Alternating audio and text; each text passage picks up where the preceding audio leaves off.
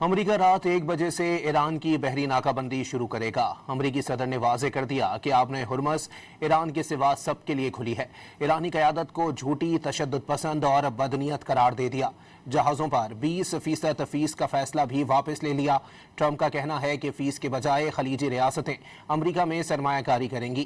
دوسری جانب ایران نے واضح کر دیا کہ ایران ہمیشہ سے آبنۂ ہرمز کا نگہبان ہے اور رہے گا۔ آبنۂ ہرمز پر کنٹرول کی جنگ نے مشرق وسطی پر تباہ کن جنگ کے سائے مزید گہرے کر دیے۔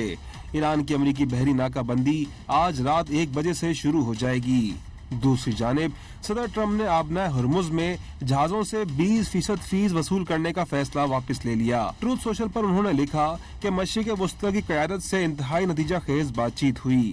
20% فیس دینے کے بجائے خلیجی ریاستیں امریکہ میں بھاری سرمایہ کاری کریں گی۔ واضح کر دیا کہ ایران کے سوا آبنۂ ہرمز تمام ممالک کے لیے کھلی ہے۔ یہ سب ایران کی جھوٹی اور تشدد پسند قیادت کی وجہ سے ہو رہا ہے، جو ایران کو تباہی کے راستے پر لے جا رہی ہے۔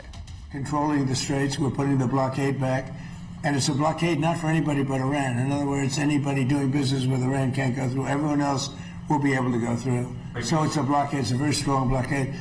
The blockade was probably more effective even than hitting them, but I think اس سے پہلے فیس وصول کرنے کے بیان پر ایرانی وزیر خارجہ نے طنز کرتے ہوئے کہا تھا کہ امریکی صدر نے ٹھیک کہا، جو بھی آبنۂ ہرمز میں تجارتی جہازوں کی حفاظت اور محفوظ راستہ دے گا اسے اس کا معاوضہ ملنا چاہیے۔ تاہم 20% فیس بہت زیادہ ہے، ایران اس میں نرمی دکھائے گا۔